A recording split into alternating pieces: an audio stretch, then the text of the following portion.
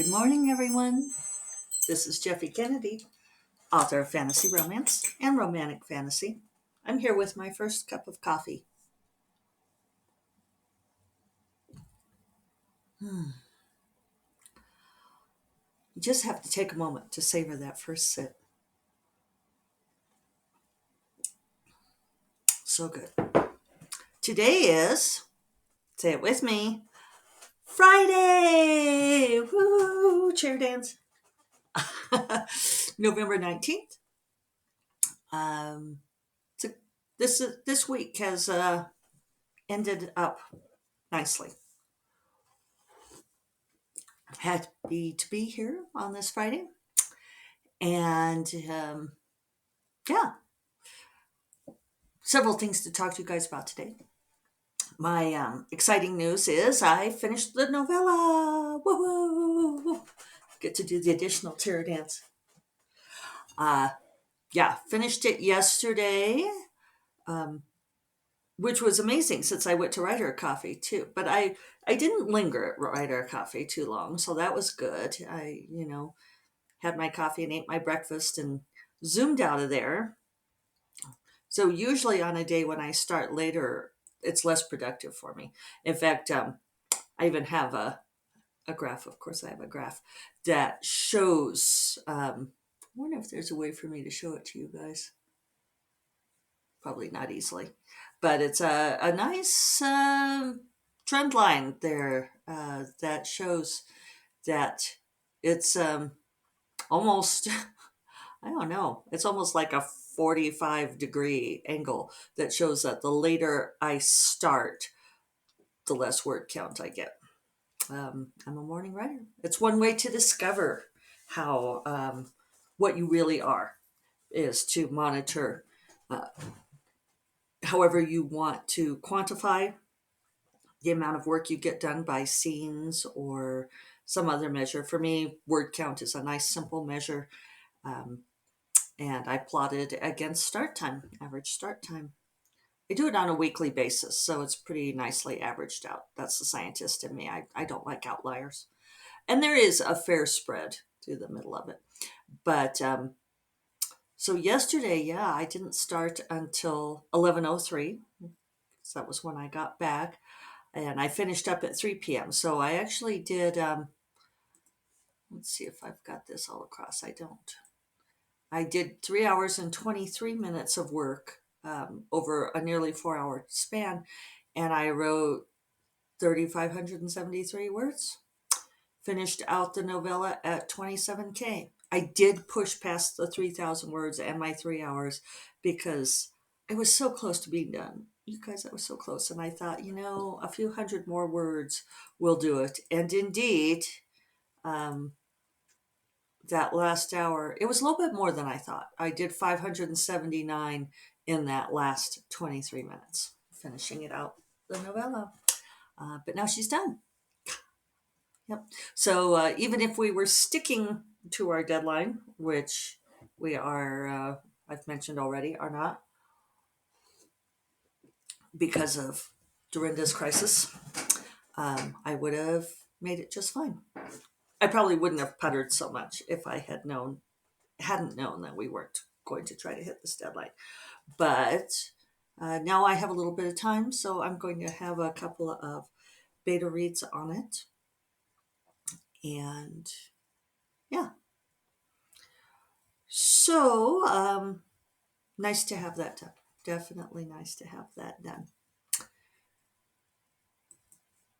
So now I'm moving into writing Great Magic, for which the timeline is somewhat tight.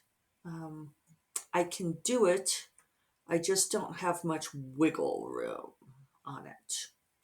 So, uh, and that's with trying to get it out in January, of course, not my original deadline. But as I am forever telling other people, um, that's the nice thing about self-publishing is that you can control these things, and sometimes things have to give, and that's the way of it. So I wanted to talk about a couple different things this online class that I have been teaching about keeping secrets and creating suspense. There's been a couple of interesting questions in the last couple of days, and some of these things are about, like how we make decisions about the story. And you guys know that I'm like a total gardener, total right for discovery. So a lot of times I just let the story come to me. But it's kind of like this balance between the conscious brain and the subconscious brain. And I've talked about this a lot before. Um, that book, My Stroke of Insight, where the woman had a left brain stroke, and she was a neuroscientist, so she was really good at observing her own cognitive processes. And one of the things that she discovered was, as her left brain was injured and healing, that her right brain was where she lived most of the time. And the right brain was a very lovely, dreamy place to live. But it was not very interested in things like schedules or deadlines or keeping track of things. And whether or not you credit that sort of thing, or whether or not you are interested in stuff like the subconscious, uh, I am a believer in the creative subconscious.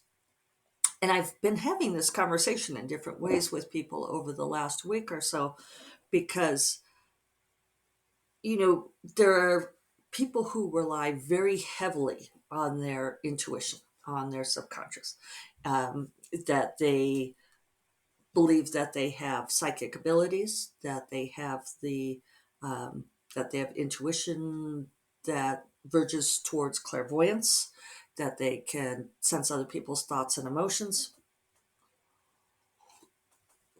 And I would fall firmly. The person I was talking to had described themselves as a rationalist and said that they did not believe any of that sort of thing.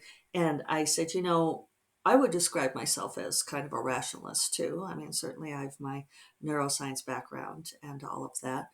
I recall my neuroscientist major advisor very scathingly at one point asking me how I could be a scientist and also believe in unicorns. And I was like, but unicorns do exist. Look, here's an illustration of one. And he said, that's something that someone made up. And I said, but that it's still a sort of existence. Like, are we really going to judge? um, but yeah, I do believe in magical things, and I do believe that there are other realities that are perceptible to us in varying ways. And I do believe that it's possible to sense other people's thoughts and emotions. And I do believe in clairvoyance, that we get feelings about stuff, and that our subconscious does provide us with a vast amount of intuitive knowledge. At the same time, I believe that we have a conscious brain for a reason. It seems to me like a lot of people who want to rely on subconscious intuition also want to also kind of treat the conscious brain as if it is the enemy, as if you just ignore all of that stuff.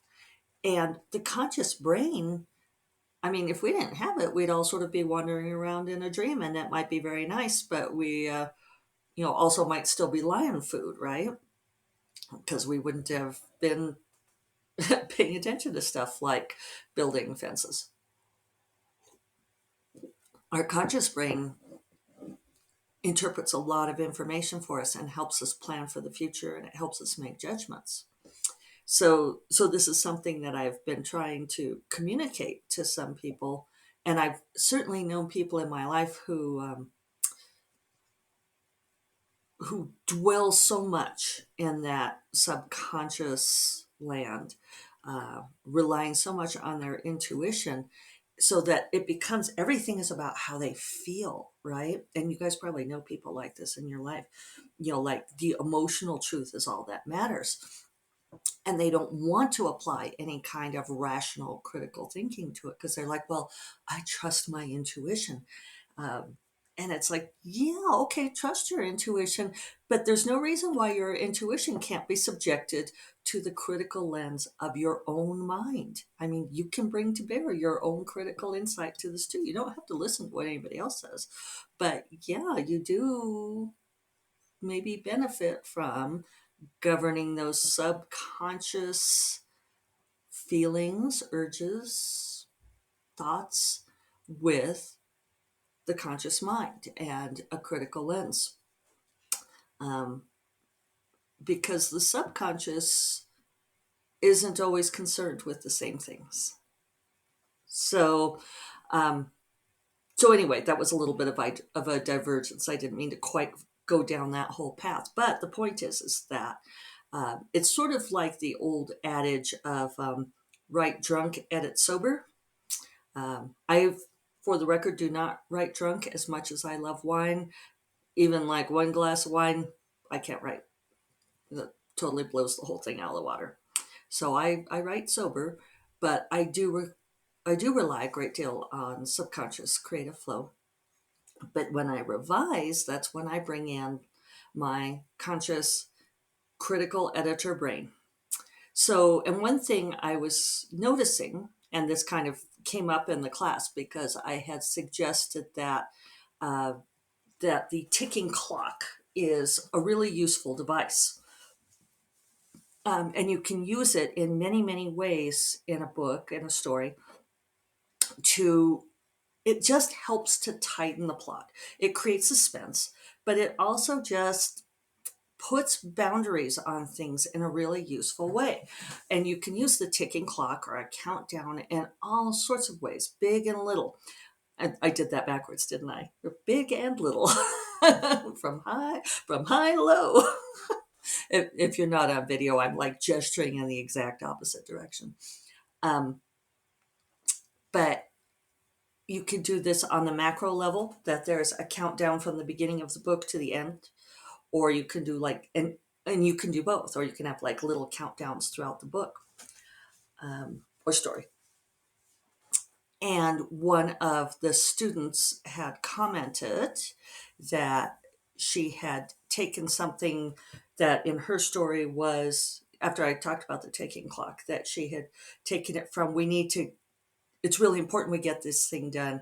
And she had changed it to, we have to get this done by this deadline because of this reason. And she said, and it just transformed the story. And it's like magic. It just all of a sudden creates all of these repercussions to the story and gives it a momentum that it lacked. And one of the things I discovered in writing this novella was it takes place at Convocation Academy. For those of you who have read Dark Wizard and or Bright Familiar, Bonds of Magic books. And at Convocation Academy, I have these two friends. It's Friends to Lovers story. And I had it be that consorting among students, relationships among students, wasn't against the rules, but it was strongly discouraged. And this was kind of how I'd written the story the first time. And as I was going through and revising, and I was revising pretty heavily this time because if you've been following along, you knew that I was writing my way into the story more than usual because I did not know who the characters were when I began. And I wasn't exactly sure what the conflicts were going to be, or kind of like what the parameters of the story would be. In fact, when I started writing it, I wasn't even sure what the holiday was going to be. And Jim Sorensen helped me come up with that over writer coffees. Thank you, Jim. And so I knew that there was going to be a lot of stuff in there that I'd kind of written in order for me to think about it, but that was fluff. And I did end up cutting almost 3,000 words in the end. And it was just like stuff. It was kind of blind alleys stuff I'd thrown in there, and then it was like, oh no, that's not going to go anywhere, and we don't need it. And also stuff that was ended up not being true about their characters. But as I was revising it, and this is why it's helpful to teach sometimes, because I was thinking about it, And I thought, well, why am I making it be that this isn't against the rules, but it's strongly discouraged? It's like, why not just make it be against the rules? And as soon as I did that, as soon as I made a firm choice that, yes, the relationship is against the rules, then it it made all the difference. It's hard to explain how these things feel creatively when you do them, but it just like it takes something that's a little bit wishy-washy, a little bit um I feel like there's a word I want. I want to say ooey gooey, and that's meaningless. Um, you get my meaning. It takes something that's not quite fixed and it slots it into a place and it locks it in there, and then it becomes the if not a movable object, the very difficult to move object. And so that's and then it becomes a conflict that has to be overcome. If your conflicts are mushy, which is the thing where it's not against the rules but strongly discouraged, or also the thing of, we have to get this done by this time because otherwise bad things could happen, as opposed to, boom, here's the deadline. It creates a fixed point in the story that allows you to build a foundation around it. So it's an interesting insight, huh? And I can see how in my early books I did that sort of gray area thing. And I tend to be a gray area person. I very rarely want to draw black and white lines, but sometimes they're very useful in stories. So, on that note, I am going to get to work on gray magic today. I will be teaching a workshop tomorrow. I don't know if you guys can take it or not. It's I know it's for MRW. I can't remember if that was Missouri romance authors, or no, I think it's Maine romance writers. Um, but I will I'll look and see if it's something that's open to people. I will put a link in the show notes. And yeah, I hope you all have a wonderful weekend, and I hope you get a nice balanced brain approach to all the things you want to do. I'll remind you all that First Cup of Coffee is part of the Frolic Media Podcast Network, and you will find more podcasts that you love at frolic.media/podcasts. I will talk to you all on Monday. Take care. Bye-bye.